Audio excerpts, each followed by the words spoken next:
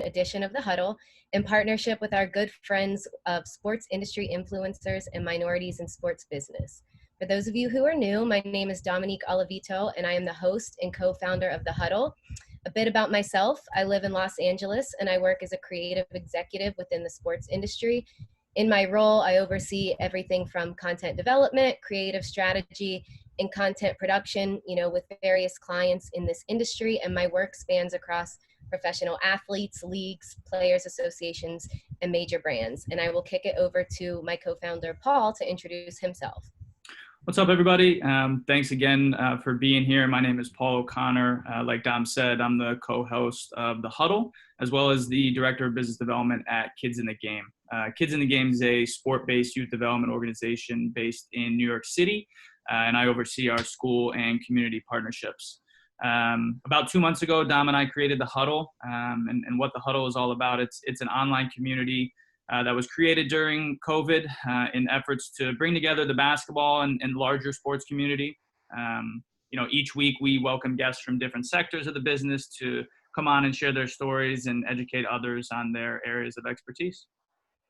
And to be fully transparent, with the state of our country and our dedication to the Matter movement, we knew that this episode tonight, wasn't the opportunity to just bring another guest on to talk about their career. We wanted to use the platform that we've created to elevate the voices of our peers, partner with our peers, and bring people together to have a difficult and necessary conversation around race. In response to the violence and murders of George Floyd, Breonna Taylor, Ahmaud Arbery, and the countless other Black lives taken by police brutality, we have all been forced to reassess the role that race plays in our daily lives. And through this event, we want to spark a nationwide conversation around the impact of race in sports business. All of us collectively on this panel believe that progress begins by uncovering and discussing the ways that race impacts our industry. So tonight, we're going to cover some topics like the employee experience, corporate accountability, and allyship. And ultimately, it's going to be the actions of all of us on this call that will lead to sustained change in this business and beyond. And, if you're new here, this event tonight is for everybody in our sports community who's committed to unity, progress, and action. And we hope you all will benefit from further perspective on these issues. Yep. Well said, Dom. Yeah, look, this is about providing a platform to amplify the voices of others, to discuss real issues, examples, and stories. This is about listening, taking action, and making real change. We want to activate in an area where we can immediately take action, and that's in our field of work. We want to get real about the role of race in sports business and shed light on issues happening in the workplace. We know that this isn't a conversation that gets solved overnight, but we believe that, this is a step in the right direction. Both Dom and myself are dedicated to actively engaging, learning, and listening, and using our privilege and voices to make space for others.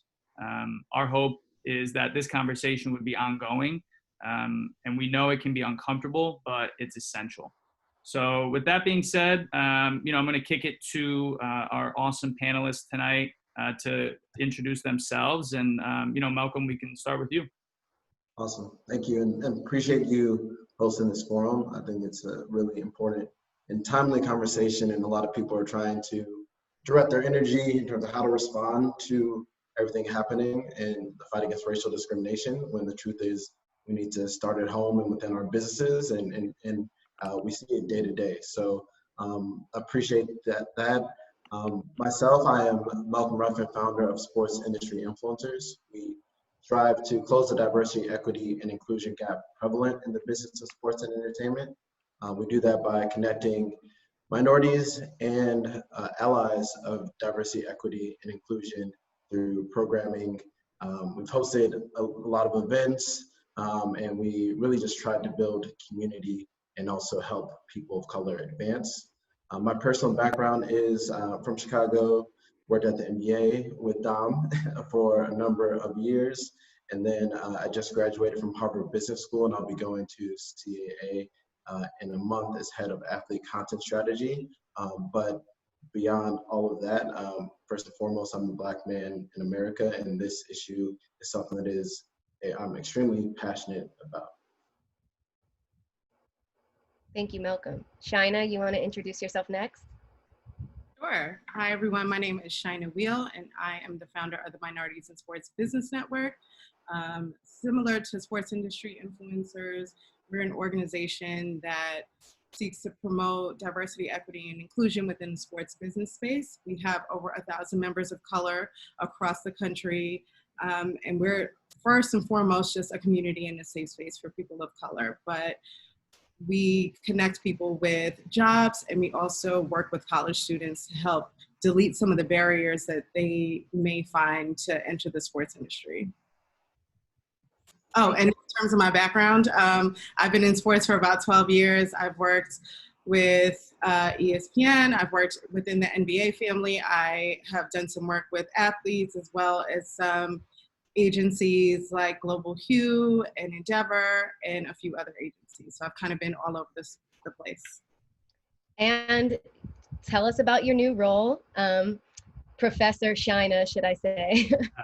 Oh, yes. So in the fall, I will be teaching sports comms at Georgetown University as well as West Virginia University. So to any students who may be tuning in, we look forward to that. And I will be teaching about how to cover stories correctly, fairly, looking from all angles and not just from one view. So look forward to that. Yeah, big claps. Yes, amazing. We're so proud of you. Thank you, friends. And Vince? Hello, everyone. Vince Pearson. I've got my own consultancy focusing on diversity and inclusion. I choose to focus in sport, but essentially coming in and providing high-level strategy development on a micro, executing against that strategy, education and training, but also with a focus on cultural competence. My background, I've worked in sports for about 10 years now, with the last 7 or so being in diversity and inclusion. I got to sit next to Dr. Richard Lapchick during my graduate experience and work on some of the racial and gender report cards. And that's when I really started to hone my interest and passion for not just sport, but for the impact of sport. And so diversity and inclusion has been the lane that I've been able to activate within. And so now I do that independently now. It's amazing. So as you all can see, we put together quite a squad for tonight. And thank you all again for joining us. We have so much to cover tonight, so we will get right into it. First topic that I want to really shed light on is just the overall industry reaction to the Black Lives Matter movement. You know, what are your thoughts on this overall industry reaction, and what hasn't been as positive or effective, and why? Shina, we'll start with you. So personally, I am proud of all the companies that, you know, came out right away and said something, and they didn't wait, they didn't wait to have a response to see how other people would react first. So shout out to those companies. But my biggest question has always been and is, what are y'all doing internally? Because to put out these Black Lives Matters, statements to support the Black community, I've seen a lot of donations that are happening, but if we were to sit back and take a look at home, what are your employees saying about working there? What are your employees of color saying about working there? So that's been my question to the larger community. It's like donations are great, but the reality is, a lot of that stuff is already kind of budgeted for the year. So, the reaction has been dope. It's been great to see. It's been disappointing for some of the companies who have been a little bit milquetoast and generic with their statements. But shout out to the companies who specifically talked about Black Lives Matter and wanted to make a change and a difference and be involved. Malcolm, what about you? What are your thoughts? Yeah, for sure. I definitely feel like a lot of companies had vague cookie cutter type language about unity, or don't even explicitly talk about police brutality and violence or racial discrimination. And so I think that that's very clear, that if those companies aren't even committed to facing those issues in their corporate statements, they definitely aren't trying to do the hard work to disrupt those structures internally. It's hard to find those office cultures or recruiting processes or performance review policies that do have racial bias ingrained in them. And so I think that, as Shaina said, some companies were very explicit, some companies had actions that followed, and I think that that's very clear that they're more likely to succeed than those that can't give vague statements. I think that and we can talk a little bit more about some examples that some companies that did do well. For my employer, CAA, beyond going there, they actually had, I believe, one of the strongest statements because it was backed by action. They came out publicly, but then they also promoted or had someone of color. They had Lisa Joseph Medalist was promoted to the board of the entire agency, one of the premier sports entertainment agencies in the world, and she's going to now have a seat at the table. That's a difference maker. And so I think that you can tell the companies that are committed to action and the companies that are just looking at this as a wave. And as Shaina said, it's popular to say this. Okay, we'll say this. We'll put this out, or it's safe now. So I think that you can tell the real from fake. Yep, well said. And good transition to our next question as well. Want to talk about performative activism, or slacktivism, as some would say. When companies are forced to confront racism, the responses are often predictable. Like you mentioned, a lot of people just put out cookie cutter statements or what other companies did.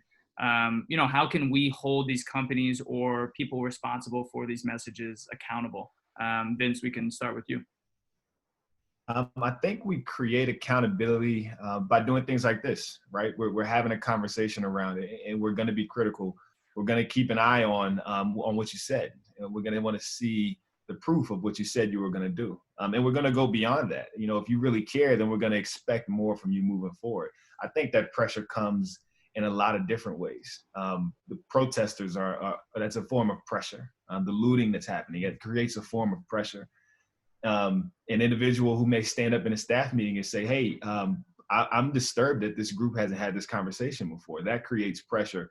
And what's different, at least for me, when I just sit in the moment and feel this movement, I think what's different is that it seems like each of these different lanes are filling up, and we're creating pressure from a lot of different angles. I've been on the inside of an organization when a Black life has been taken in the street unarmed by police. And it feels much different today than it has in the past, just around the momentum that this has carried. I mean, here we are, 2 or 3 weeks removed from the incident that sparked a lot of conversation, and it feels like this is evolving. So I think the key, I think, is to keep that pressure, and for everybody to do it in their own way. Some folks are going to be really sophisticated and strategic. Some folks are just going to go wild out. Everybody has a role to play, and I think that is how we're going to apply pressure to start to create accountability. Yeah, well said. Shaina, how about you? Yeah, I echo Vince's statements in terms of accountability. I want to see what you're doing a year from now. And not just that, I felt like with a lot of the statements, they were vague in terms of the actions that were being taken. So if you are a bank that's saying that you are going to partner with, HBCUs, which, to be honest, I feel like is a lazy statement, because it's quick and easy to say, like, we're just going to partner with HBCUs, knowing that not all Black students go to HBCUs. So it's like, how are we going further than that? Because that's just an easy thing to say right now because it's a sexy term. But also, what are these partnerships looking like? Are you going, when you're providing jobs, are these only going to be at bank branches? Are we looking at corporate sides? So that's what I want to see. I want to see what the action that's going to be taken. I want to see how deep you're going and how surface level you're going to take. Yeah, and again, segueing us into our next question, like both of you said, at the end of the day, action needs to be taken to back these statements up. And I think this time specifically, like that's something that people are really going to be paying attention to and looking out for. So, you provided some examples, Shaina, but what would real action look like? And what are some examples? Malcolm, we'll hand it over to you. Yeah, and I think just to kind of close out the last question, I do think that this is going to be different because these statements, whether the companies realize it or not, this is evidence. And so a year from now, 5 years from now, no matter how vague these statements are, they're going to have to be held accountable. And so I think this Twitter is one of my favorite kind of avenues of Twitter. And so the fact is that I feel pressure comes in three primary forms. It comes internally from employees and leadership. If they have a point of view they can push. It's the public perception, and that's really what has shifted, right? The public is now on a different side of Black Lives Matter, and now and that's provided a lot of pressure and has financial implications if a company isn't on the right side of that history. And also it comes from pressure from stakeholders, whether that be the athletes in the NFL case, right? They're forced to respond because a main stakeholder, the athletes, was disgruntled and voiced it, right? And so I think that pressure is going to create a lot of accountability from all of those sides, and we have to keep applying that pressure. We have to keep staying loud. I think that the one example I gave was of CAA and Joseph Mendelis was a great example, but I think that in general, these companies need to have people of color and diversity across all spectrums at a senior leadership level. Because instead, what they're doing now, they're scrambling because they don't have people of color in senior positions. And so now they're like, we're the Black people, we need their feedback on this, right? And now you have Black people that are traumatized because of what is happening in the world, already struggling to do that. It's hard to even focus on your day job. And now you're also asking them to lead the charge on diversity, equity, inclusion of systems that have been complained about for decades, but you ignore the warning signs, right? So instead, you need senior leadership to be diverse, and then you'll have across all different areas, and then you already have the people in place to do the work. Yeah, that reminds me of like the meme that's been shared across social media that's like, thank you for your Black Lives Matter post. Now please share with me a photo of your executive leadership team. Vince, what are your thoughts? You're right. And you can't help but chuckle when you hear that, right? I think what I would consider to be legitimate action in this moment is for companies and for those of us who are in position to create pressure to encourage some really specific action that focuses on anti-Black racism. We're seeing what that looks like in society at its peak. Like we saw the most egregious of incidents. And unfortunately, we see those kind of cyclically when you think about our history. But let's do some research on what that looks like within the four walls of our corporation. Let's not start there in a lazy way by, like Malcolm suggested, let's find our senior most Black people and say, hey, we got a new job for you because you're probably already doing 3. Let's not do that. Let's not be lazy. Let's find people who specialize in this. And you can do that quietly. I'm not saying that you need to say, hey, look, we found all the ways that we're racist and we're going to tell the world, but do it authentically. Do it in a way that you get real information and then act against it. If you learn that 10% of your employees are Black, but 50% of your poor performers are Black, you got a situation here where you got 2 possible options. Either 1, Black people cannot do the job, or 2, you've got bias in the system. And if you tell me that Black people can't do the job, then throw the whole, like we've got a whole nother set of issues that are going to be unearthed with that. So I think a real approach that focuses specifically on this moment. That's one of the frustrating things for me in diversity and inclusion. It becomes all things to all people, and you have these incidents, and before you know it, you're creating programs for white males to get mentored into executive positions because it's got to be open to everyone. Take advantage of this moment to be specific against the issues that exist and find out what that looks like in your company. Yep, that's good. Shina, anything else to add on that question or topic? Yeah, so I think one thing that we're gonna see is gonna be this burst of D&I roles open up, right? We're gonna start seeing D&I teams pop up at every company. Cool story. If that happens at your company, put some tangible benchmarks behind that. Do not just hire Black people, to focus D&I roles just to have a face, just so you can put on your little corporate slide that, look, we have a Black person in a C-suite level position as our chief D&I officer. Have people who are going to come in and give them actual work to do. Do not just send them to all the panels and all the lunches and all the galas so you can have a statement there and say company X has a diversity and inclusion team. Put some actual benchmarks. Let's have some percentages out there so we know a year from now, we can see the work that they did and allow them to actually do that work. So if you have people who are putting together strategies for your company, let them do that. And similar to what Malcolm said, don't put that burden on people who already have jobs, because you're only paying them for one.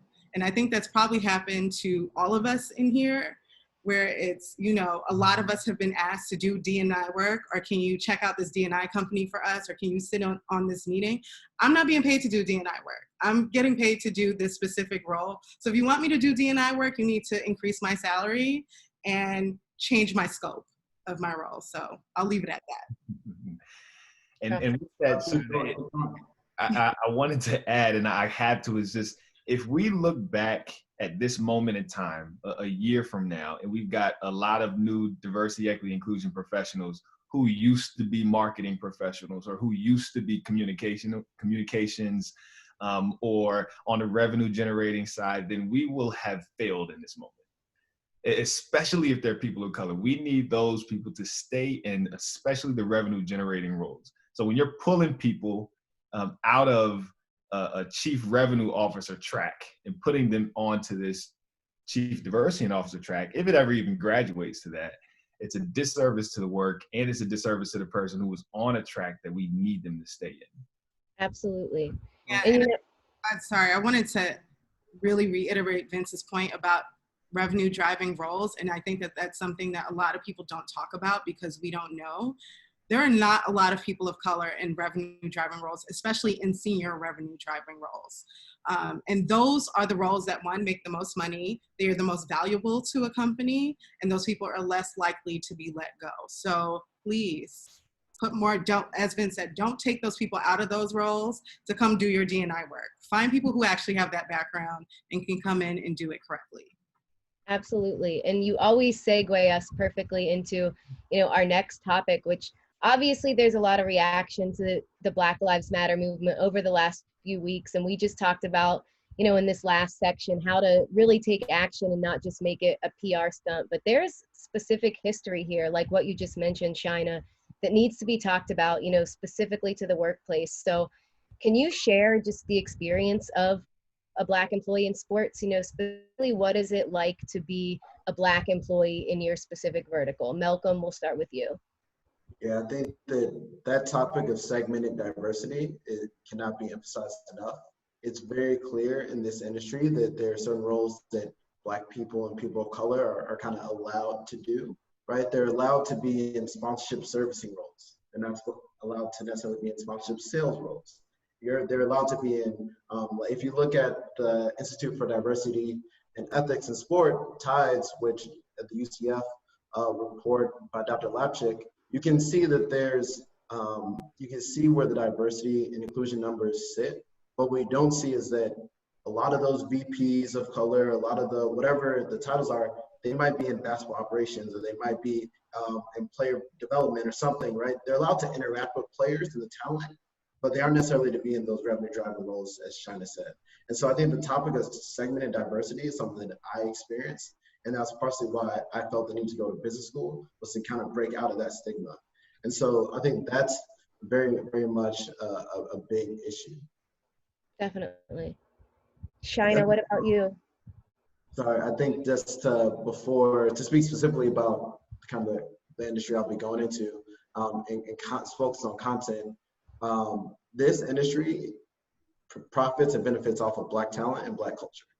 And the fact is that there are a lot of companies that are for the culture, but the people pushing the buttons, all their content producers, all their social media people are not people of color. Mm-hmm. And so I have several examples in my mind, but I think that they don't necessarily, they value Black culture, but they don't value Black talent. And I think that's something that's very real, especially in the content space. Absolutely. As someone who works in production, it's like we've talked about this specifically, Malcolm. You walk onto a set and you'll be, creating something for an athlete, and then it's an entire team of, white men who are not even, in touch all the time with even what they're filming. It's just to fill the job. And I think specifically in production, you want your stories to be raw and authentic, and you have to bring in, a diverse crew to do that and to tell those stories. Shina, can you share your experience? Yeah, and I would even say, to add on to that, I think, especially within the athlete space, a lot of athletes are being very more vocal about the types of people that they want to see on their teams. And to that point, which kind of goes into some of my experience, I would really like to see some of these agencies and these companies stop choosing Black people specifically for that reason alone. If you're not going to let them sit in on the pitch process and help you craft the pitch, and only ask them to come on because you need a Black face in the room, because Black athlete X is going to relate better to that Black person, but they have no idea what the pitch is because you asked them to come through this morning, that's a problem. And that's something that's happened to me. So I have had examples of both overt and covert examples of racism. I've been at one of the larger spaces within the sports. Sorry, Tropicana is really passionate right now. It's all right. But I've been in one of the spaces where, wearing braids to work and having someone ask me if I wash my braids with bar soap. Asking someone, questioning my sports knowledge, or why am I working there? Am I only here, we can curse, right? But am I only here to fuck players? Things like that. Whereas like my other coworkers have never had those questions. Or, I've definitely been on the side where it was like, oh, Shiny, we need you to come on this pitch with us. There was a company that I worked for that was pitching BET for one of their summer events. Anybody who has worked on anything BET for a lot of their summer events, that the target audience there is Gen Z. I'm 34 years old. I do not know that audience. I don't know the music that they listen to, but you're asking me to come to BET because it's a Black face, and that you think that BET is going to relate better to me, and it may make your chances better in that pitch. When honestly, I can't speak to any of those rappers in the deck because I don't know who they are, and I've never listened to their music. So different things like that have been very, very frustrating to see. And, I challenge everyone in this chat who is not Black or a person of color to be very cognizant of the language that you're using. Same thing with that BET pitch. Like, I remember seeing the deck, and on the first page of the deck, it was like, 2019 is going to be lit. We don't need to put that in a deck when we're pitching BET. Like, we don't need to seem cool. You know what I mean? Like, your work should speak for itself without using, slang terms to connect with them. So definitely be very cognizant about that. Yeah, and a follow-up to what you said, and I know we're going to talk about, allyship and corporate accountability, but when you've had those experiences, like, have you felt comfortable sharing it? Have you spoken up, or was it something that you were just kind of like, this again, here they go? I would say in the beginning of my career, I didn't. There's that extra layer that Black people have to wear to work, where it's like, how am I going to be perceived? So I know if I say something, am I going to be perceived as emotional, which has happened? Am I going to be perceived as angry? Am I going to be perceived as, I can't handle the job. I don't have thick enough skin to handle this job because I'm complaining. And I've seen that happen before too, where, I've had companies that I've worked at where if I've gotten emotional about a topic, I was called out on it. And then I've had a white coworker cry in a meeting because she broke up with her boyfriend and was coddled for that. And so, it's the differences in how that happens. I would say now, because I'm 12 years in the game, I don't give a fuck anymore, and I'm gonna say what I need to say, and I am vocal about how I feel.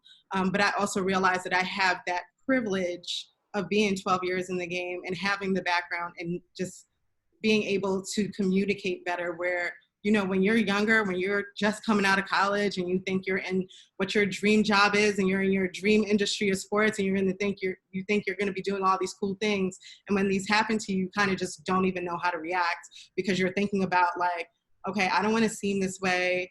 I don't want them to perceive me this way. I want to feel like I'm just here to do my job and I can do it well. Yep. I think that there's a lot there that I definitely relate to. I think that the concept of covering is something that a lot of white people don't understand. The act of covering, when is suppressing a part of you or feeling like you can't bring your full self to work, and that is exhausting.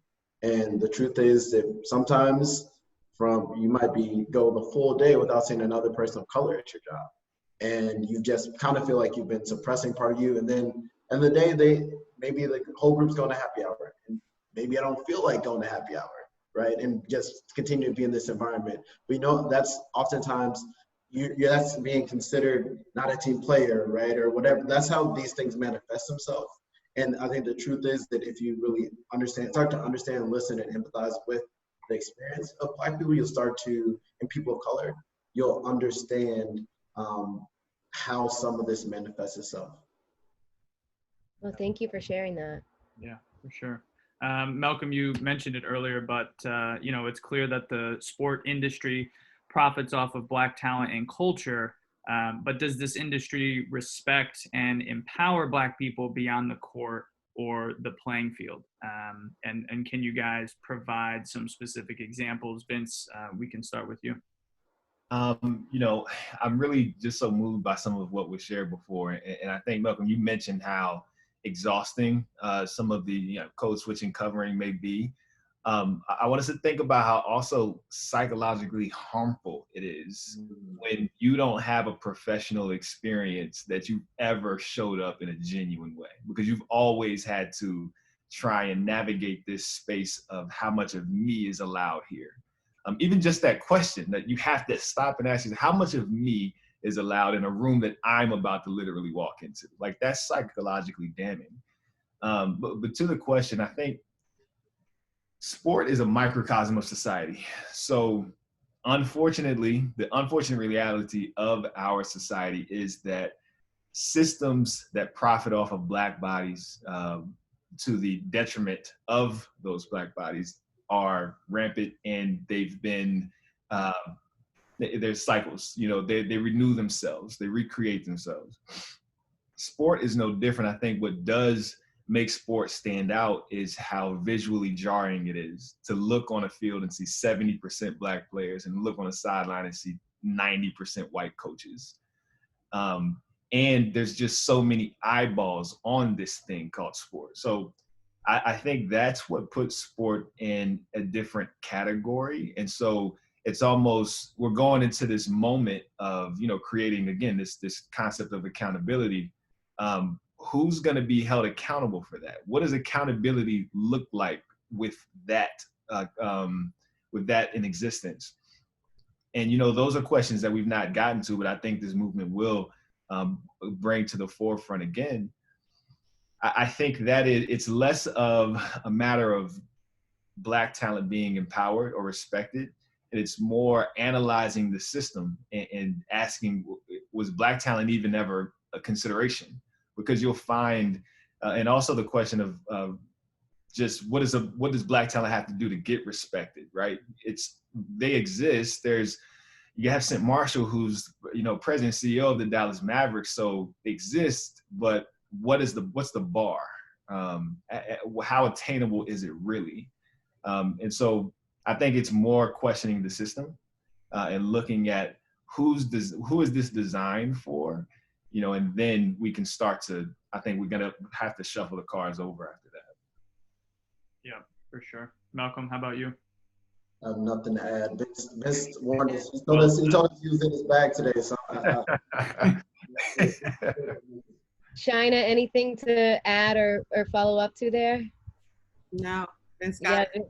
Vince got it. And, you know, as a white woman, it's like completely, you know, it's just, I hope every person on this call who's white or, you know, not Black has taken that, and it's just, you know, it makes you really think and look like this is stuff we have never really experienced in the workplace. So thank you for your vulnerability and sharing that. And, you know, as I said, I gained perspective. I hope everybody else on the call gained perspective from, you know, specifically the Black experience. So now let's talk about corporate accountability, and how that manifests within the company cultures and practices itself in systemic ways. So, you know, diversity inclusion, let's talk about this. That's a term that so many companies use. We talked about it earlier, but really don't put weight into, or just use this as a term to bring another Black colleague in. Do these diversity inclusion practices really help, or are they just, you know, to check a box in hiring, retention, and promotion? Shina, we will start with you on this one. Sorry. So, yeah, I feel like a lot of companies are, you know, diversity and inclusion, D&I is a sexy term right now. Mm-hmm. Everybody's throwing that term out there, and I haven't really seen the work being done. When it comes to hiring practices, you know, how are we hiring? Because to be realistic, especially in the sports industry, y'all don't have problems or any issues getting Black people to apply. And I've heard that from very senior people so many times, like, well, you know, we just don't have Black people apply to these roles. Or, you know, we haven't gotten any any resumes from Black people for the senior VP role. So to that question, I challenge you to think about is, who is your gatekeeper? So if you're not getting the resumes directly, and you're claiming that you have not seen one resume from a Black person for this role, who is sending you those resumes, and how are they analyzing these resumes to figure out who is the best fit for this job? Additionally, you know, we talked about some of these reports that have come out on diversity in the sports industry. I would love to see the breakdown of that, because what we're finding is that, sure, some of these companies are great on diversity, but it's because 90% of the people of color, or the Black people specifically who are being hired, are in very junior roles. And we're not even going to get into people who are being undersold in terms of their roles. So, you know, people who should be at director and VP levels, but are being pitched as, sorry, my lighting is going crazy, but should be pitched, but are being pitched as managers or coordinators because they need to grow into the roles. That is something that I have never heard when it came to a white man. I've never heard a white man having to grow into his role. If anything, I've seen that they've come in at roles that they were definitely not qualified for, but, you know, they have the spark that gets them in there. Whereas, like, you know, I remember I had a friend who also works in this industry when she was working with headhunters, and they told her she needs to take the director title off of her resumes because it could be seen as intimidating, even though she's been in the game close to 20 years. So in reality, she should be like an SVP by now. But the fact that she's even still being considered for director roles is insane. And to discuss the internal part, what are we looking at when we're seeing promotions, when we're seeing people who are being fired and let go, when we're seeing people who are quitting? There was this one company that I worked at within the sports industry where it was a running joke that when white people left, we busted out the corporate card to have a cool big happy hour for them. And Black people sort of just disappeared from the office, where, you know, you'd realize after 2 weeks or so, you're like, oh snap, I haven't seen Malcolm in a while. Does he still work here? Let me text him real quick and see if he still works here. And then you text him, he's like, oh yeah, sorry, I got let go 2 weeks ago, or I left 2 weeks ago. So how are we looking at those numbers? When we're looking at the review systems, where when people are getting reviews, are there certain buzzwords and keywords that are being used in the majority of the Black people's reviews? Like, they're not ready for this role, or, you know, they don't feel comfortable in this position, doesn't ask for help. What are we seeing in those? So I would definitely love to challenge anyone in this room who are in those very, very senior positions, especially if you are not Black or a person of color, to really start to pay attention to those different types of things. If you are at a company and you see that 5 Black people left within 6 months, that is a problem. There's a reason for that. So. And just to follow up with that, because we've talked a lot about, you know, those numbers and just companies like reporting data, but it's like, if that's plain as day and people can see that, like, is there no accountability? Because they're not actually like recording that data. They're making excuses as to why. And, you know, something that I tell all of the younger people that I work with is, you know, keep a record of everything that happens to you at work. Every little thing that may make you feel uncomfortable, may make you feel angry, keep a record of that. Because what's happening is a lot of these, especially in the terms of, you know, people being let go or being forced to quit, because that's something too that, you know, a lot of us see. It's like we're being, you know, pressured to quit.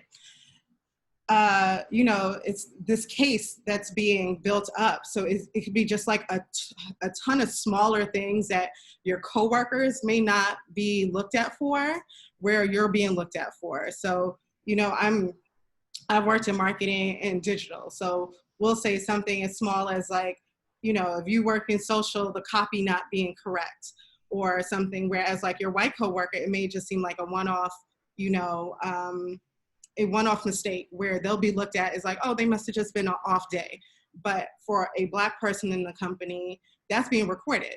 And then when they're pulling up every single day that one of these small mistakes were made, and then that's building up into a case as this person is not competent for their role. Whereas some of their white coworkers are just being seen as they had an off day, or, you know, that's just a mistake. That was a one-off mistake that they made. It's not how they usually are. So yeah, I just don't think that companies are actually recording any of that data or looking at it because they're creating other hard data to, you know, just align with the decisions that they've already made.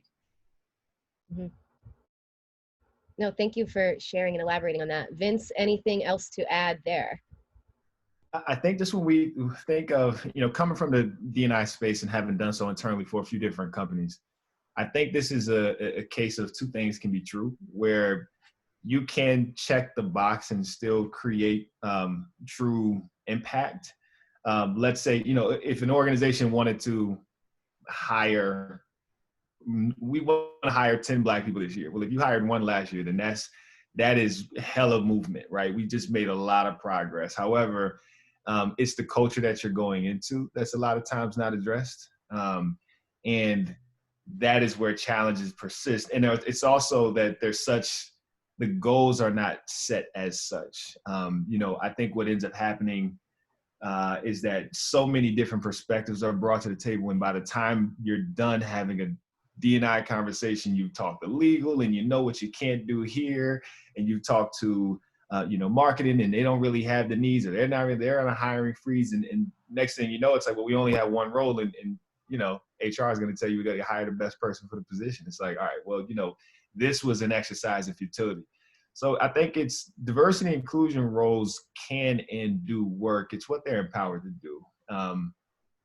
Are they actually empowered to come in and look at your practices for how you approach how you approach talent acquisition? Can we analyze that process? Are we able to look at gender pay equity? Is that something that we care to do, or do we just want to look at our multicultural marketing platforms?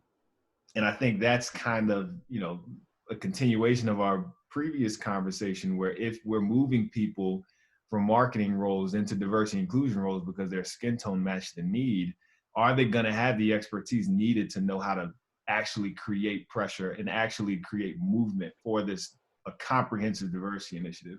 I think it's something that is possible, but it has to be addressed in an authentic way. Absolutely. Yeah, Vince, I think you hit the nail on the head. You know, it goes deeper than just hiring Black talent and people of color. The problems are vastly internal. So I would actually kick it to everybody, but China, we can start with you. But what would you guys like to start seeing? Yeah, I kind of touched on it before. I would love for these companies just to take a step back and start looking at their own internal practices. Maybe that does take, like Vince said, hiring someone who has these skills and isn't just on the marketing team or the comms team to come in and can really break down what your needs are. I would love to see more people of color getting hired not just hired, but promoted, and promoted in a timely fashion. So I think someone in the chat just now mentioned, like, you know, the rate of Black people who leave because they've hit the ceiling and they know they're never going to get promoted into that SVP role, these EVP roles. You know, there's no reason why a Black person should be in a director role for 10, 15 years when the average rate of promotion for some of your other employees are 5 years.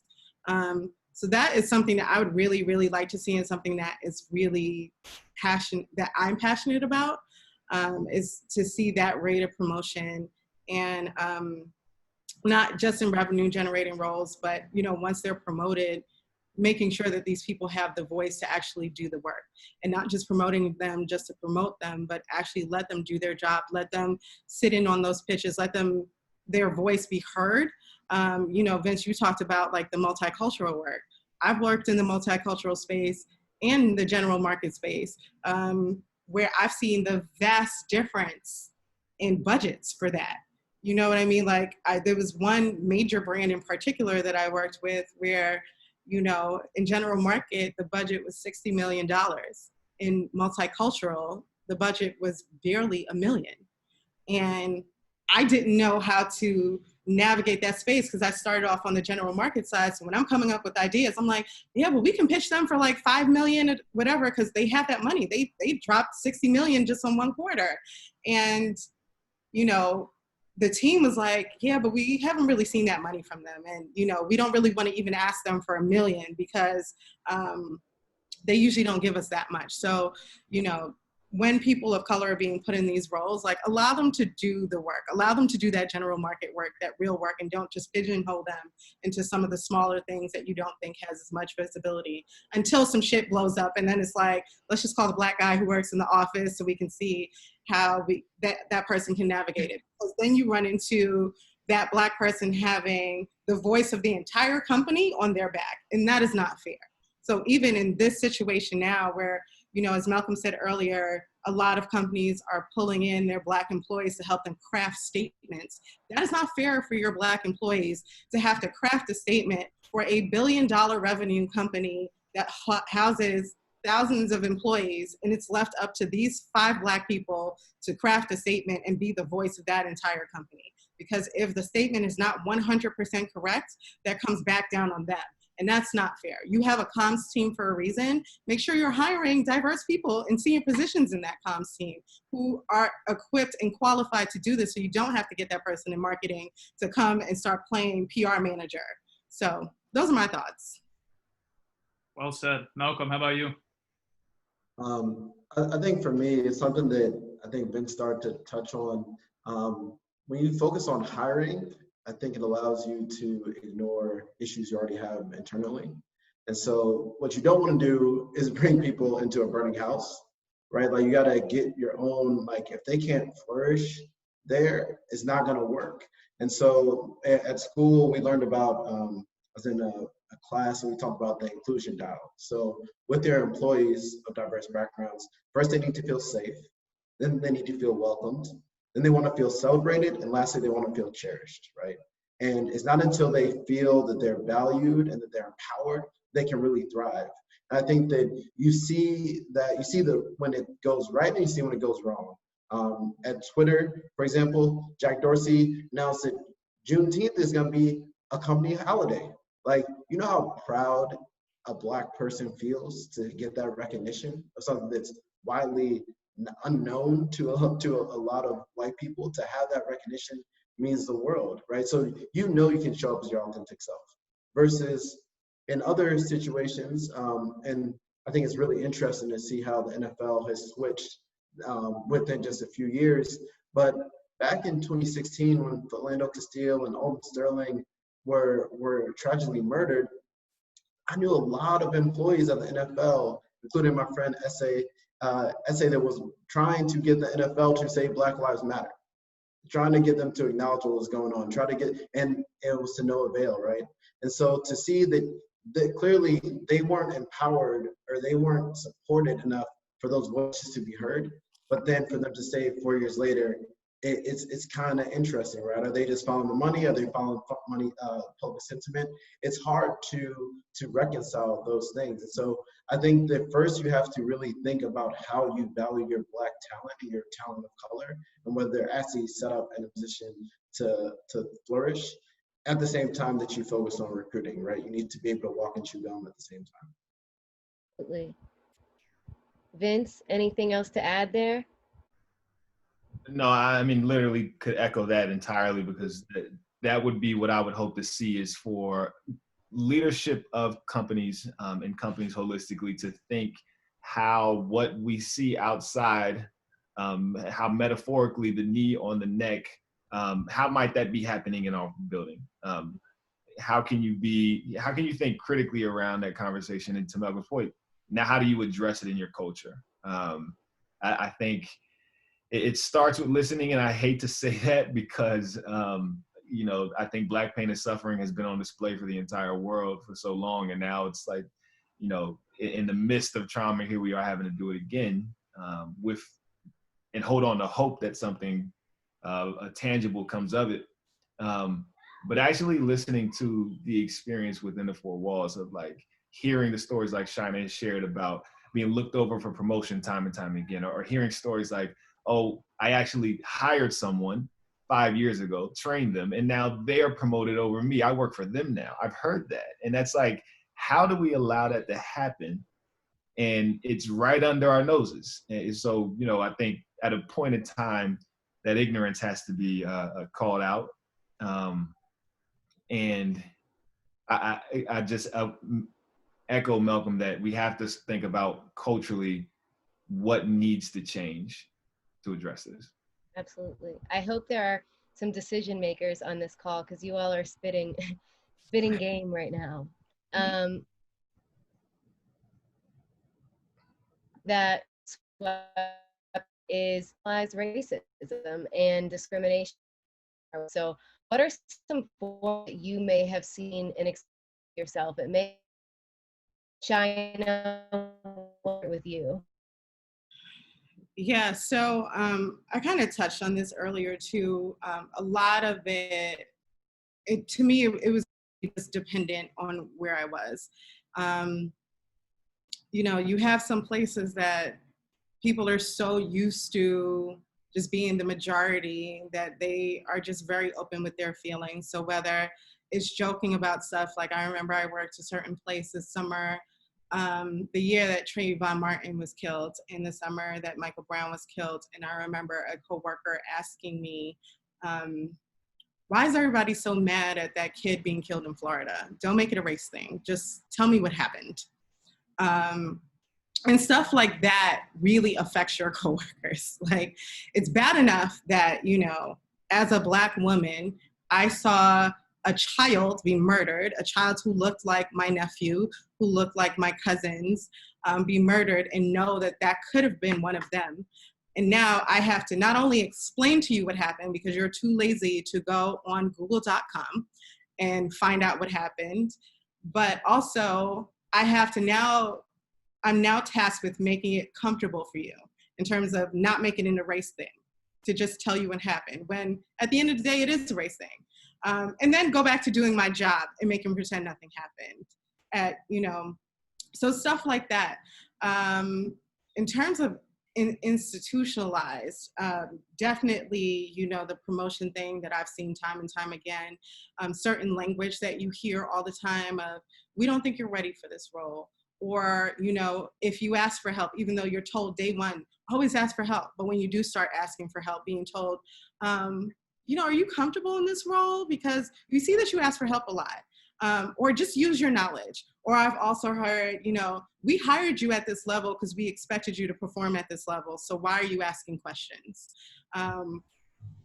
Seeing coworkers be allowed to take time to deal with things, whereas some of your Black coworkers is not, because, their experiences may not resonate more. So, having a coworker be able to take a week off because her and her boyfriend that she met on Tinder broke up and she was distraught.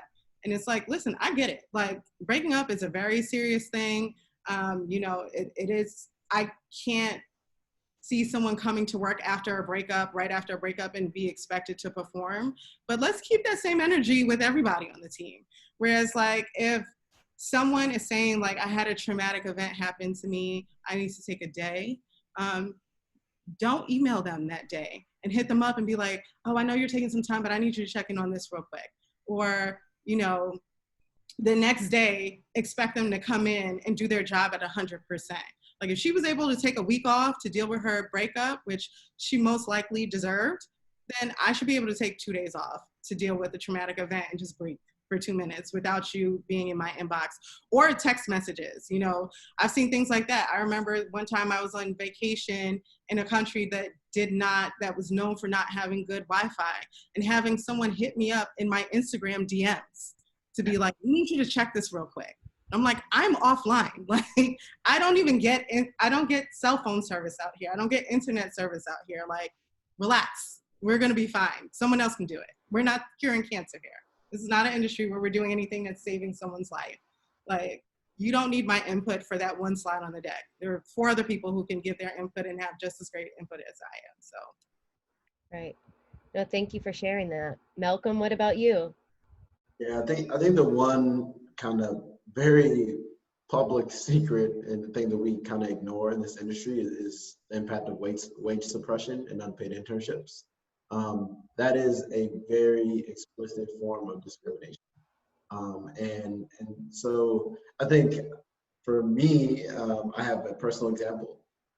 After my sophomore year, I landed an internship at Octagon, and I was gonna have to move to Virginia to take an unpaid internship. And I had no way of doing it. Fortunately, they had a scholarship program when I applied, and I was the one student that got, I think I got $2,000 for the full summer. And that's what I had to survive on for the summer to pay my rent and everything else. And any money I made is RA and everything else, right? So the fact is that this industry, intentionally, we have prevalence of unpaid internships, underpaid entry-level roles.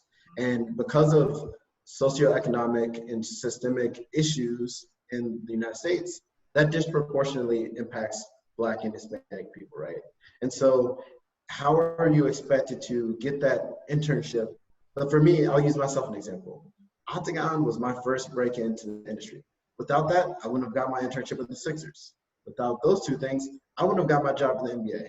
And so if you are kind of discriminated against from at the very beginning, and you can't afford to take a summer and not be paid, all right, then you can't get that job, then you can't break in, and then you're out of the industry, right? And then we have this pipeline problem and everything else. Also, with entry level, you're starting at the leagues and teams and everything, and it's really, really low pay because there's so many people that want to get in, and we all know, we've all heard it, right? But the fact is that leads to wage suppression in people that are most privileged and can have their parents pay for them or subsidize a lifestyle, are able to take those roles, then be able to get promoted, and then everything else, right? So we have to acknowledge, again, this is about the sports business, like that is the impact. It's not about the intent, right? Maybe the intent isn't to be discriminatory, but the impact is. So I think we just have to be forthright about that. And as much as we can, and as we advance in leadership positions, question those assumptions, try to find ways to make it feasible for employees to make a living, especially living in the New Yorks and LAs of the world. So I think that's a very tangible example of racial and economic discrimination in the industry. I also want to break down the unpaid internship a little bit more, because I've had that experience, not only myself, but with students that I've worked with through MIS Next. So when there was one student in particular who I worked with who, took this unpaid internship in New York City. She was coming from a smaller Midwest city. And the reality was she couldn't afford to live in New York.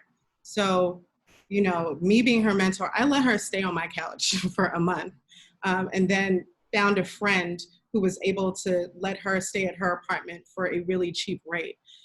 But what ended up happening was she had to then go get a second job when her white coworkers were able to only focus on their internship. So, you know, if they even are able to somehow make this work, most of these kids then have to also get another job just to support themselves, which is something I had to do. So you know what that means? That means that when the office is doing office happy hours, she can't go because she has to go to her job. So she can't connect with her colleagues. She can't network appropriately because she's now at work to just pay for the rent just to live in that city. When other coworkers are staying late to work on a deck or a pitch or whatever, she can't stay late. She has to leave at 5 o'clock on the dot because she needs to go to restaurant X to do her work. So what that does is, as Malcolm said, it already puts them behind where they're starting way behind their other coworkers because they're not able to network efficiently. They're not able to put in that extra work that can raise them up and maybe have a company look at them like, oh, we want to hire her full time, because what management is seeing is she's leaving at 5 o'clock on the dot every day. She's not as committed as these other interns. And not even thinking about the fact that, no, she has to go work so she can afford to come do this free work for you. Mm-hmm. So. And not caring at all that you're having somebody do your free work for you and not able to have the same experience as others. Vince, anything else to add?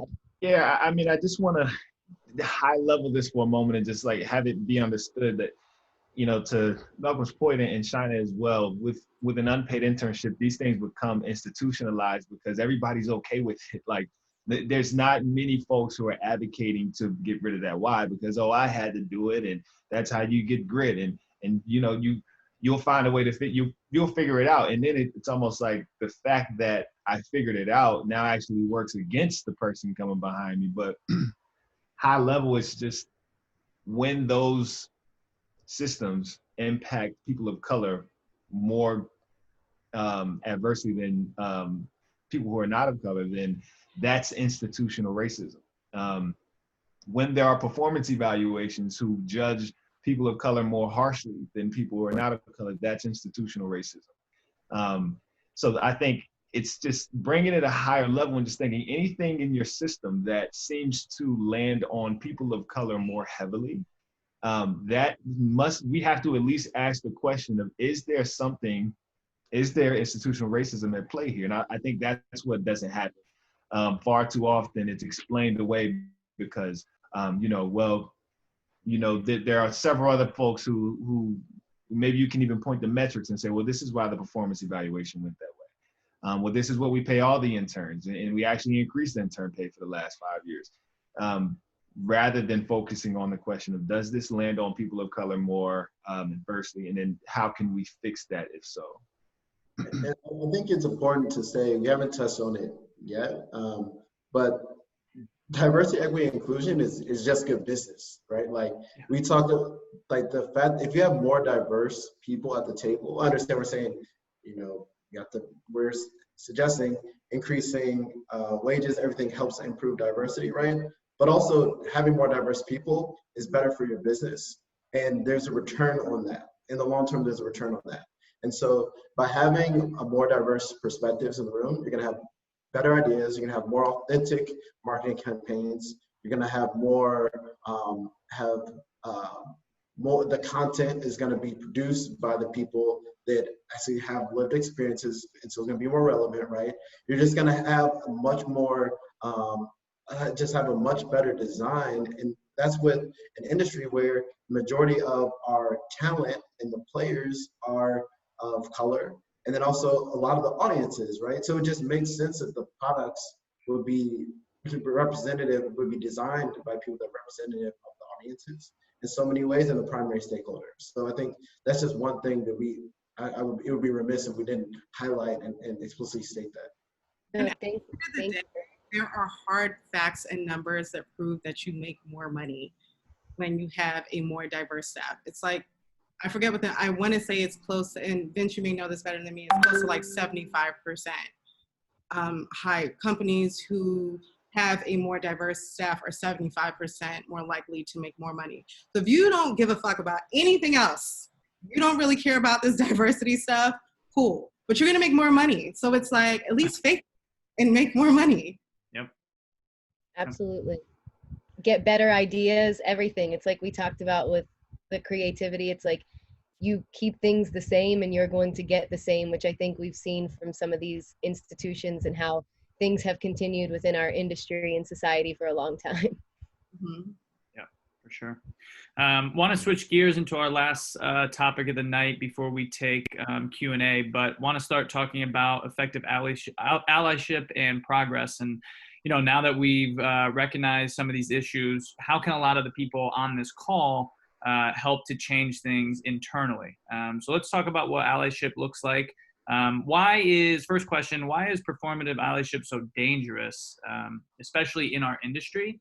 And for people that aren't aware of this, it's a term referring to activism that's done to increase one's social capital rather than because of, you know, your devotion to the cause. So, you know, we've seen it, it's a fine line on social media, right? I mean, you want to do things because you want to do them, but do you share them all the time? Is it okay to do it without sharing, all that stuff? So Malcolm, we'll start with you, but you know, why is this such a dangerous thing?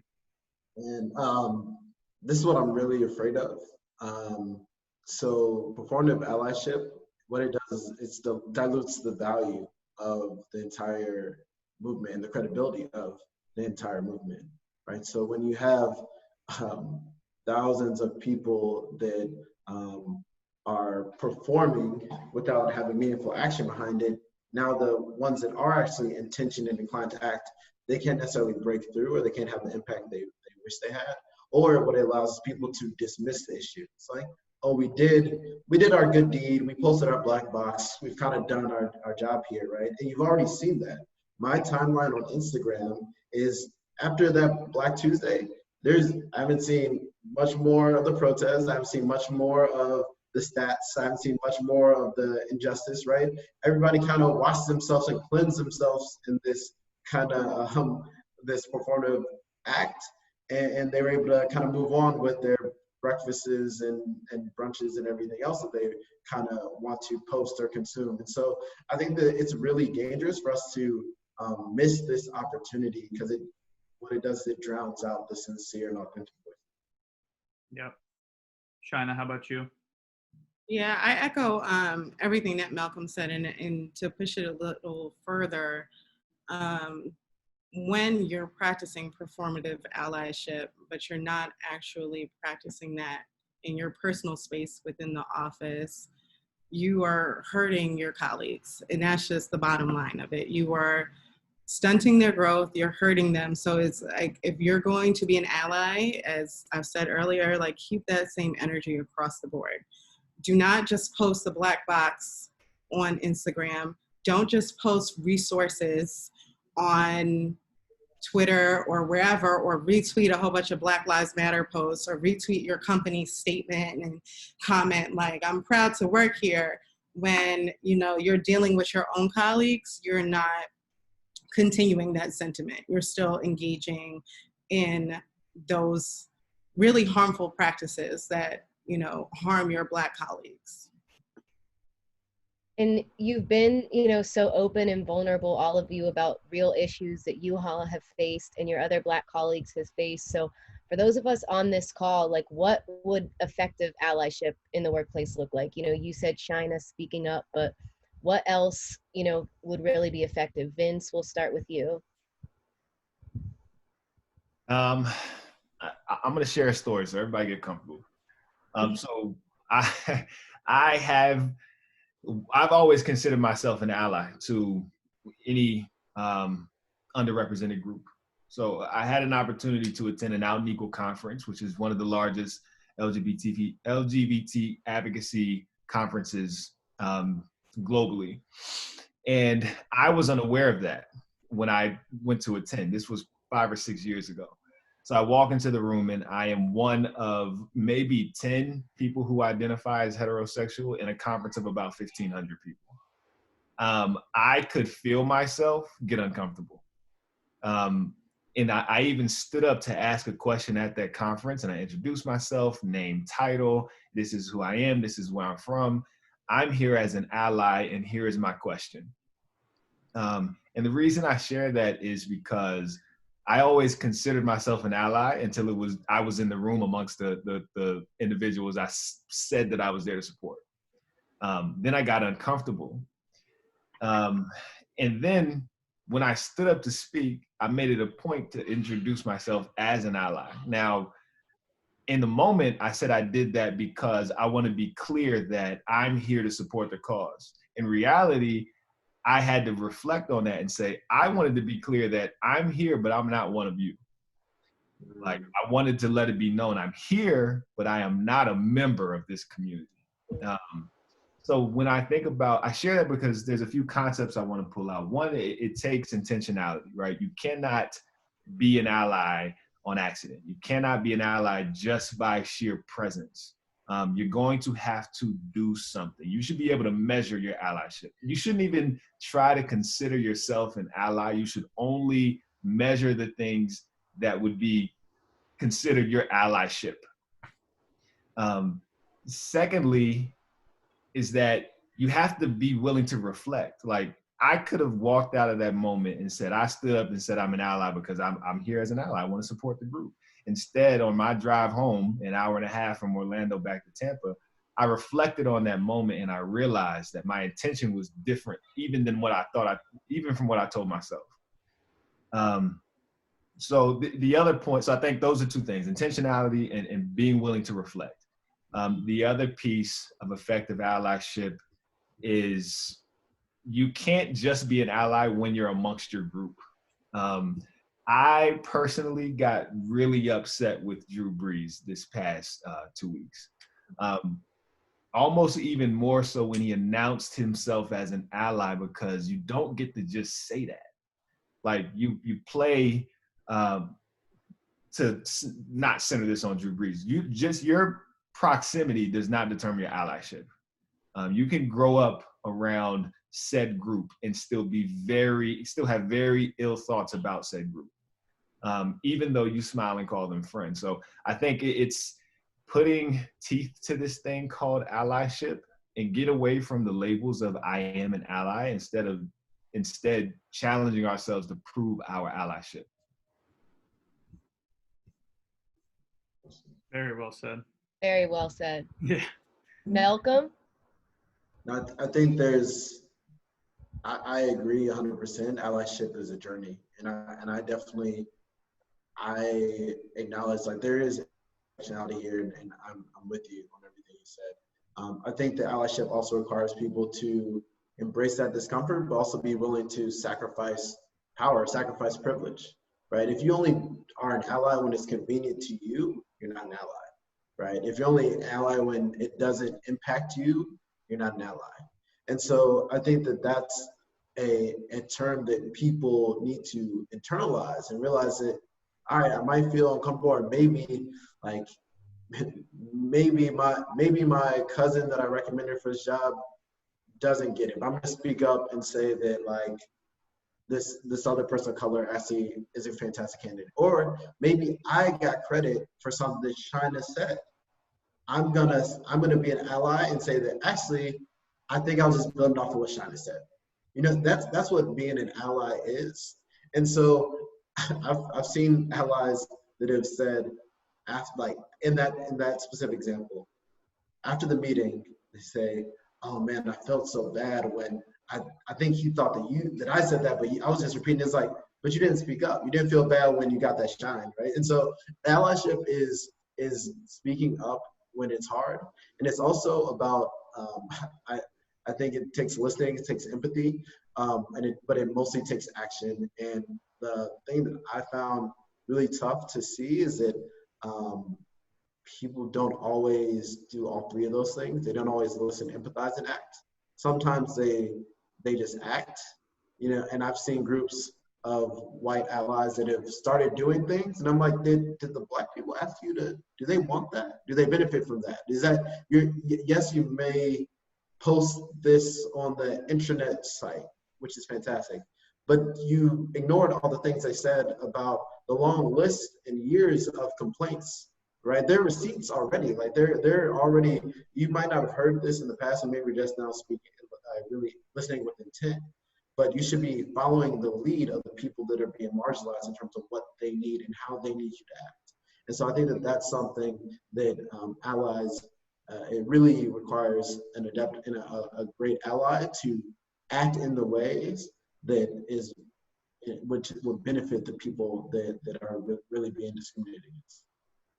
Absolutely. And it's not always going to be convenient. Yep. China, anything else on, effective allyship? Yeah, I think what Vince said was very important about you don't get to be an ally just because you said you're an ally. And I think that that is something that we've seen a lot where, you have people who are like, but I'm not racist. And, I volunteer for this organization and I donate here. And, I make my posts on social media and I support you and all the things. But if you don't take a step back to check yourself and check your own behaviors and check your own listening skills and your own thoughts and how you talk to people, then you're not being an effective ally. And I've had coworkers like that who were all about the fight until it came to the fight internally at the office, until it came to like helping me to get to that next level or helping that other coworker to get to that next level, and not, as Malcolm said, taking an idea, or if we're sitting in a meeting and that someone of color has had thoughts on that, but they don't feel safe enough to speak up in a meeting because they may be the only person that looks like them in that meeting and they don't think that their voice will be heard. To say something as simple as like, oh yeah, well, Malcolm and I were talking the other day about this and, he had a really good idea. Malcolm, do you feel like talking about it? Or do you feel like, expanding on that idea or something like that? Those are small, but really, really effective ways that you can be a good ally. So yeah, just honestly, just checking yourself. Yep, for sure. So last actual question of the night, and then we'll get to Q&A. But look, now more than ever, we need to empower everyone to be a part of the solution, to listen and to take action. And conversations in the workplace can be a bit different than our conversations in everyday life. And so, China, we can start with you. But what would a productive conversation look like between teams or colleagues in the workplace?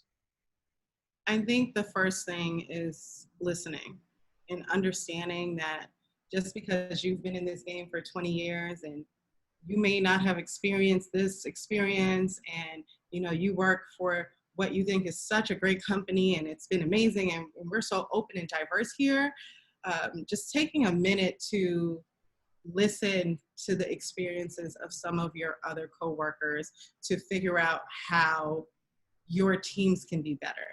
And, we all know that to make changes at the company level, it's going to take time. There's things that needs to be put in place, but even starting on your own teams, making sure that you're empowering people of color, making sure that Black people feel safe to be themselves and they don't have to put on a mask to come to work, and they feel safe enough to share their experiences. So if something does happen, they feel safe enough to talk to you about it and not feel like you're going to be offended and put their job at risk and put their livelihood at risk because you felt personally offended to something that happened. So I think that's listening and starting small is, to me, would be some of the most productive ways to have this conversation. Vince, how about you? I think that right now is such a unique moment in our history that these conversations can actually look the same that they would look at home. I think that if you are a person, if you're a Black person and you feel a lot of emotion around this topic, you should feel empowered to share that right now. If you're a Black person and you feel a lot of emotion and you don't want to share, I hope that you feel empowered to not share it at all.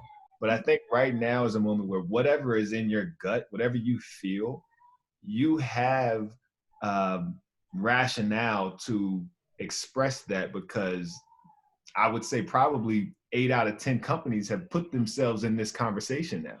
So I didn't even start it. You started it when you released the statement. Like, now the conversation has started and I want to have a part of it. I need you to understand how that feels for me. I think the next piece of that, and this is my shameless plug, y'all gonna have to forgive me. You need someone who can facilitate that conversation to the next level, because the emotions and Black pain and suffering are one thing, but how we're going to address the systems that kind of reinforce that internally are quite another. I can't tell you how I was so hurt that I walk in as a Black man and say good morning to folks and they completely ignore me. I can't tell you that those things happen and what we need to do is address, well, you know, we need to address X, Y, and Z so that we can be better. I can only tell you the emotion that I feel around it, or at least I should only be responsible for sharing that emotion.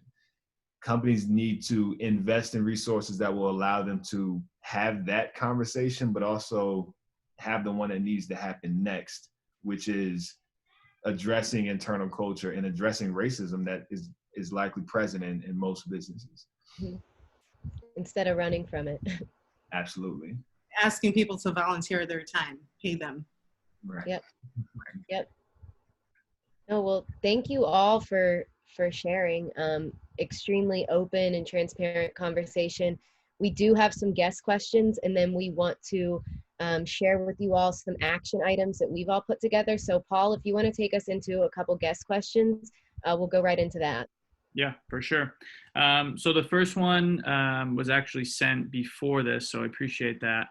But the first question is, as an African-American student, I have aspirations to graduate from college and break into the industry of professional sports. However, it is a lifelong struggle to break down racial barriers and advocate for justice and equality for our people. Sometimes it is rather overwhelming. I am fortunate to learn from Malcolm and how he faces this adversity. Would the rest of the panel like to share how they have embraced this challenge? Shaina, you want to start? Sure. So I, and like kind of like I touched on earlier, I'm at a different space in life right now where my ability to care has gone out the window. But I will say, one of the first things is to realize that this is a space for you. And I know that that is very hard sometimes because we're taught that this isn't a space for us and we're kind of just a guest in this corporate world. But know that, like, you know your shit and you are an expert at something, whatever that is, and you can talk to that and you can speak to that. Some of the other things that have really, really helped me as well is like just finding my tribe, whether that was in the office of having my safe space of group of people that I can talk to and you know, vent to, or even my own platform, Minorities in Sports, where, you know, that has turned into a safe space in a community where people can just share their feelings and get advice from other people who look like them. Definitely find mentors. You know, I remember at a lot of my companies, at least 3 or 4 of them, I've been a part of, like, you know, our little Black Girl Magic crew, where it's like, we are each other's safe spaces. I know that I can put in that group chat, or we can go out for drinks later, and I can really be my whole self without fearing what's gonna happen to my job, without being scared to get that random HR calendar invite that says they wanna meet tomorrow. So yeah, definitely I would say find your tribe, start to really practice and know that this is a space for you and that you can do this work, and definitely look for some mentors. The only thing I would add is, you know, connect on LinkedIn and let's start to build that, right? Let's create the network. Let's be sure that you have the outlet. Do not take on the weight of these systems of inequality and injustice and feel like entering this industry, that's your job to fix. Absolutely educate yourself, absolutely do what you can do within your sphere of influence to be sure that you're combating the issue. But do not accept the weight because it is designed to exhaust you. It's designed to defeat you. But, you know, I think Shaina said it expertly that you have to have a tribe. And if this is something you care passionately about, then, you know, I could probably be a part of your tribe. So reach out, whoever that is. I think just to add, and I'm not sure who it was, but I think to build on what Vince and Shina said, your obligation is to yourself, and you know, you got a whole network, a whole group between MIS and sports industry influencers, people that are rooting for you, so don't feel like you have to go at it by yourself. I also think that this industry teaches you and trains you and just reinforces to be grateful for what you have. Like you're lucky to be here. Like you're lucky to get this job. Like at the NBA, I was so happy to be at the NBA. It wasn't until like 4 or 5 years later, I was like, wait, I can't actually pay my rent. Hold up. Like, you know what I mean? So like you have to also know your worth and never settle. And if you're in an environment where you're not set up to succeed, or your manager has a bunch of microaggressions and you feel like you can't get promoted, like just know that there are other places, there are other jobs, there are other cultures. For me, I spent last summer at Twitter, and Twitter was a fantastic, very different from anywhere I've been, right? There's tech, there's media, there's so many different sides to this industry in places where you'll be better, you could be better set up to excel. And so just never settle and know your worth. I think it's important to reinforce that, because we're repeatedly kind of beat down and taught like you should be lucky to be here. And be okay with saying no. And I say that cautiously because I don't want, as a young person, for you to be penalized for saying no to certain things. But if it is something that, you know, makes you uncomfortable or is completely out of your scope. So we talked about the example of a lot of Black people being asked to do D&I work, right? Like, you can say something as simple as like, you know what, I'm not qualified to do D&I work. Like, you know, my background is in this. I can recommend some people who would be more qualified than me. But, you know, definitely to Vince's point, Vince, he's right here on this call. Connect on LinkedIn, guys. But, you know, to Vince's point, don't feel like you have to put those burdens onto you where you're overextending yourself and then you get burnt out. Because I feel like a lot of us have done that early on in our careers. We want to seem like we are so, you know, adequate, and we're just like the best person at this job, and we say yes, yes, yes to everything, and then we end up burning out, and we end up not doing things effectively because we took on too much, and then we're at work every night till midnight because it's like we didn't have, you know, we weren't able to say like, you know what, I can't really do this. So thank you guys for that, and thank you for the question. We did receive a couple more questions that were submitted beforehand. So this next one, which we kind of talked about a little bit at the beginning, but how do you all think diversity and inclusion will be different now in the sports industry? Vince, you want to kick us off? Yeah, I think that I think what's going to be different for sure is that we're going to have a lot more representation. I would be shocked if I'm not sure what the percentage is now, but I'd be shocked if 50% of professional sport teams across, I'll say the big four, don't have someone who manages this project, this diversity and inclusion project. Now, how they position it is yet to be seen, but I think for sure we're going to see a lot more representation, which is encouraging because one of my beliefs is that the sport industry is full of a lot of smart people. We just have to get them to care about this topic. Once they bring that creative energy to the topic of tackling racism, I think we'll be in a much better place. So hopefully we see the conversation buoy up and we really get leadership across the board, not just people that work in D&I, leadership across the board engaged in this important conversation. I hope that we continue this momentum and we kind of drive into that lane. Absolutely. Anyone else like to share on that question? Yeah, I definitely feel like there's going to be, to this point, like a bunch of D&I task force and different things, right? But I think those people have to be empowered. I think when those implicit bias trainings come out, like people need to show up, people need to take them seriously, right? When this wave or movement, if I hope it doesn't subside. If it does, and you have that diversity and inclusion or implicit bias training, and January, February, like your attitude and how you approach that is going to make a difference, right? So if you go in, you say, I'm excited about this, I'm open-minded, I'm going to make the best of it. That's very different, right? If you blow it off, if you skip it, if you have a head count and you skip those trainings, what signal does that show to your workers, right? And that's been historically, that's kind of been what happens, right? The whole department has a DNI or implicit bias training, and the VPs aren't there, the presidents aren't there, the directors aren't there, right? So what signal, if the bosses don't take it seriously, that means it's not valued, that means I don't really need to take it seriously, right? So I think that it's gonna be critical that we continue to keep that same energy as we've been saying, and also empower the people that do take on these roles in DNI. And I think that we all wouldn't be on this call, we wouldn't have organized this event if we didn't believe in the power of sports and the power of this industry to be a driver of society and a driver of culture. There's a whole history of sports being a driver of cultural change. And I think that we should continue to strive for that.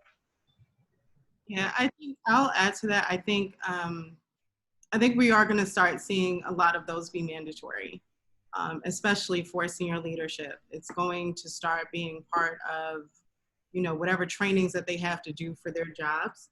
Because to your point, Malcolm, like I remember a board being at one of my companies being called out on that, where the head of HR was like the only person who showed up. And during their board meeting, she called everybody out. It was like, there was not one person in this room who was there. And you guys are the people who need to be in those meetings. So I definitely think that, we're going to start seeing those be mandatory.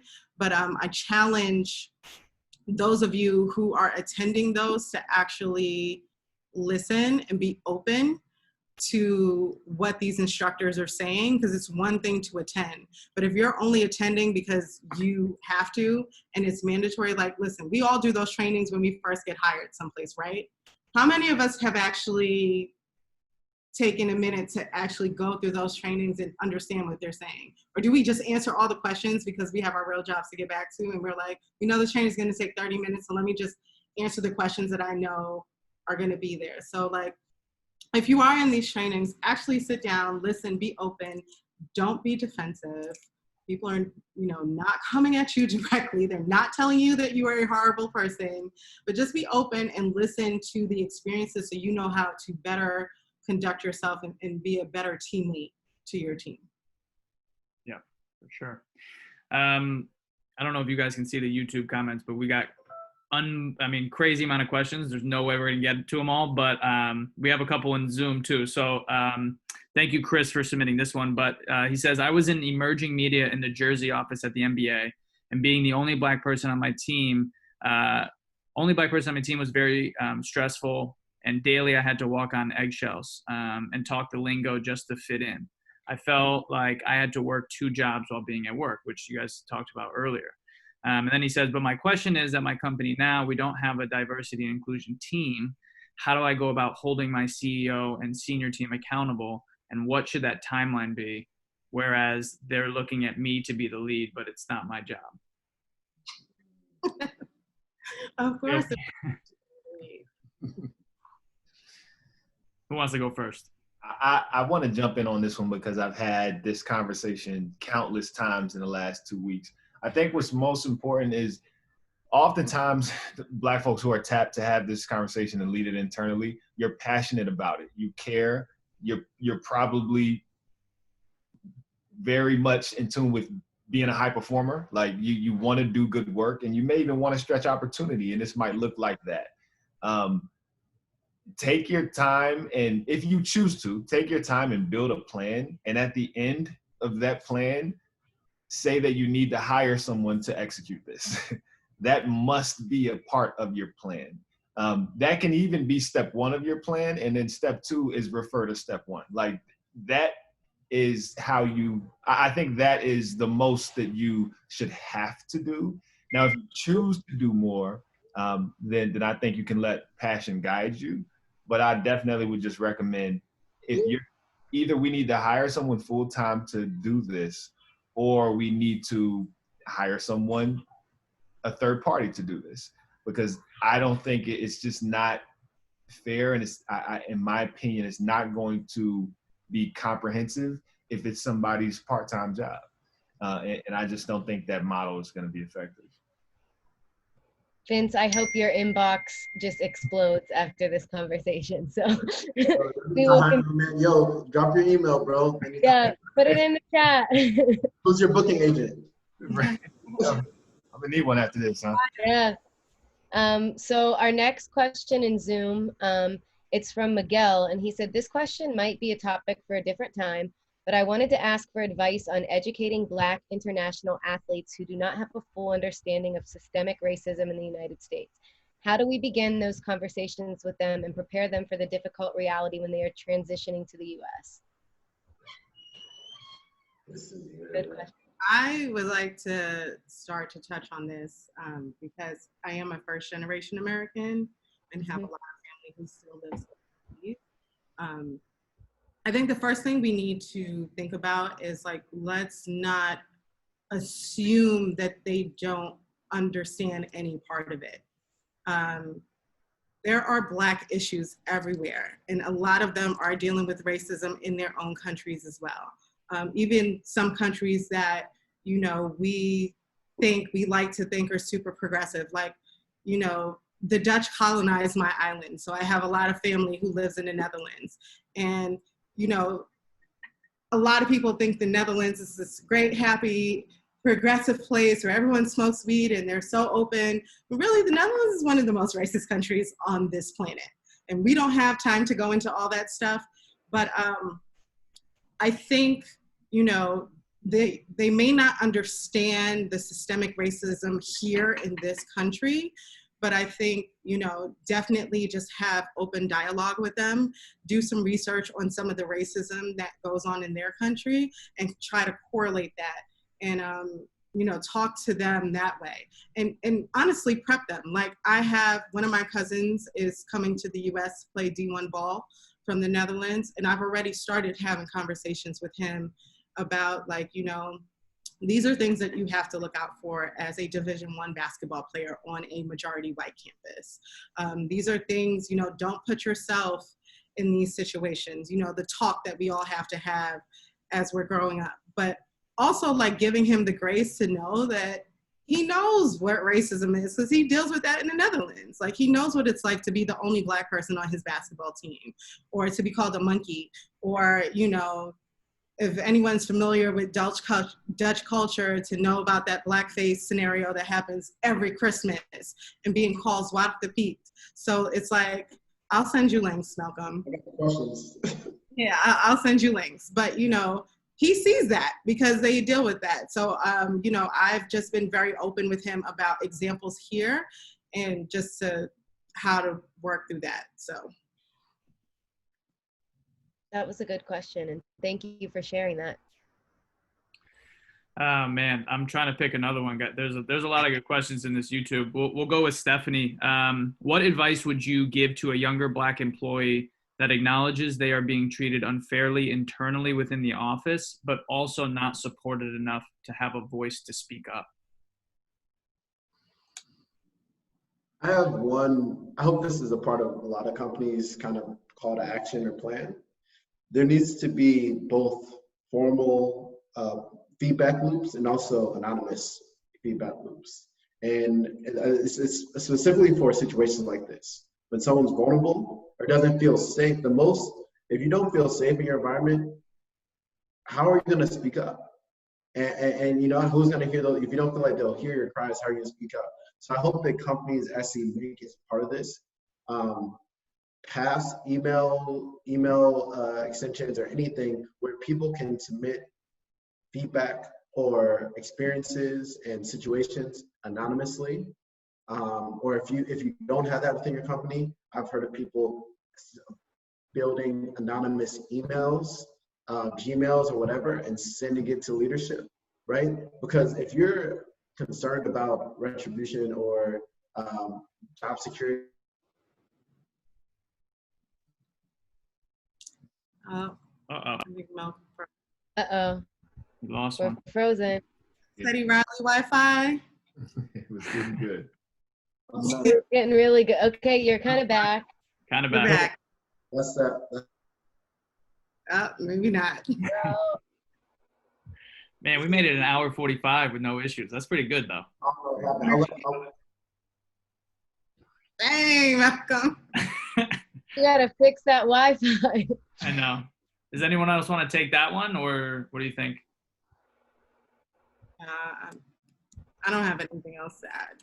Okay. Yeah, I mean, yeah, I think it's discouraging to hear, and I'm really wanting to provide information that's helpful that doesn't sound like just keep on going, because I don't. I'm sure you've heard that 100 times. I think this is where a tribe comes in handy. If there aren't those formal or informal feedback loops, then you could be at a crossroad where you have to make a difficult decision. But I think this is also another example of maximizing this moment and taking advantage of the fact that a lot of things are being brought to the forefront, and you can be bold no matter where you are in the company right now. Now, again, it has to fit your personality type, and maybe this is something that you're early enough in your career where you're okay testing the waters, but you can be bold now. My opinion would be that nobody wants to be the company who fired the Black person for speaking up about something today. I mean, I don't think that, I can't guarantee you safety, but I would feel like that's something that's a truth in this moment.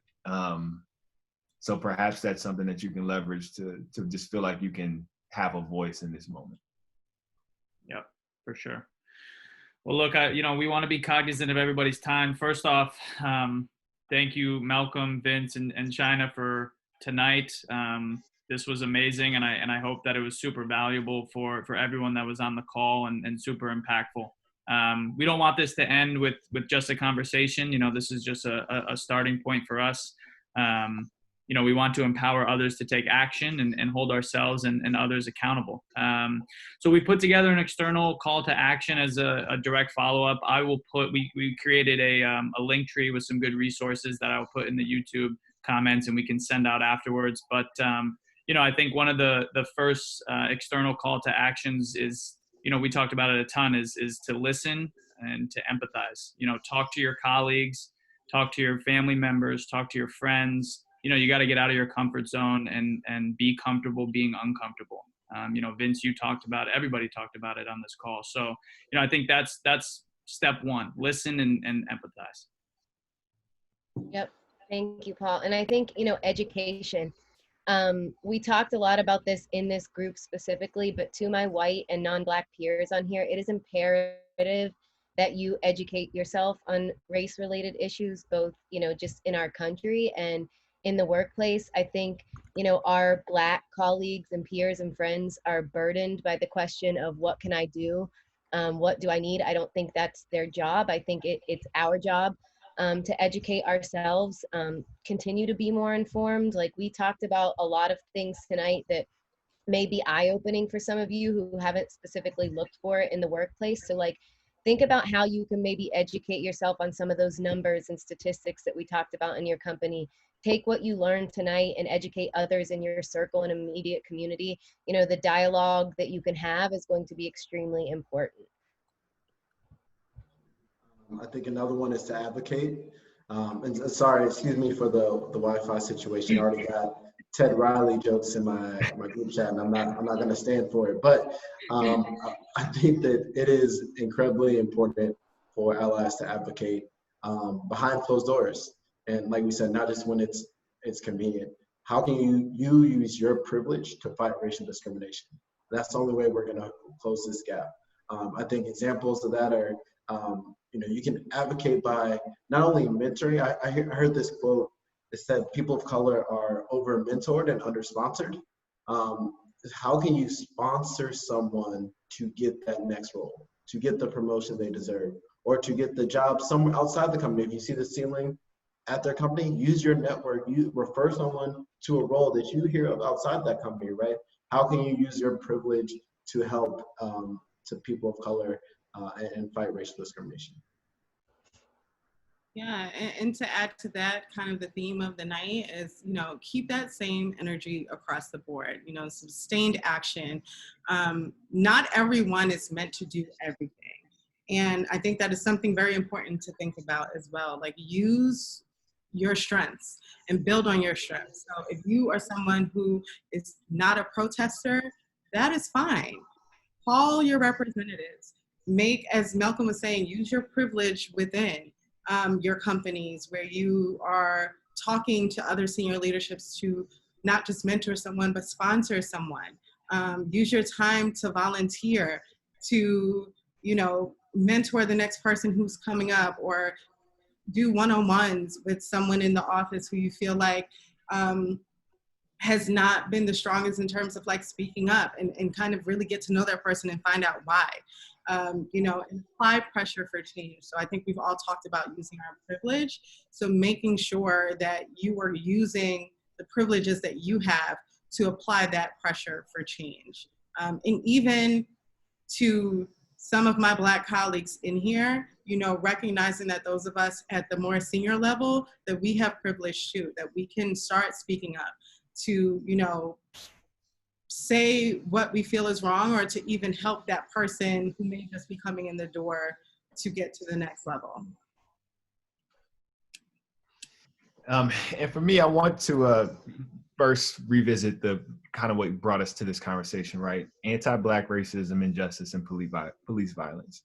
I think it's very important that in this moment, especially, that we name the enemy. If we're accepting anti-Black racism is the enemy, then we have to call it that. And racism at large, we have to call it that. I think we've gotten a little comfortable calling it things like unconscious bias, like a microaggression. And sometimes those things can be true, and it can also be racism. And until we get comfortable calling it that, we cannot defeat an enemy that we won't name. And I think that's very important to accept in this moment, not to shy back away from this, and then to really just get engaged in the conversation. This is not a time to be silent. This is not a time to let a difficult conversation push you back into a place of being silenced. We need every voice, and we need everyone involved in pushing forward so that we can defeat the enemy. And that if you find yourself in a place where you're challenged, that's okay. And that's going to happen. But be sure that you show up to the next fight. Stay in the fight. Be sure that you stay engaged in this conversation.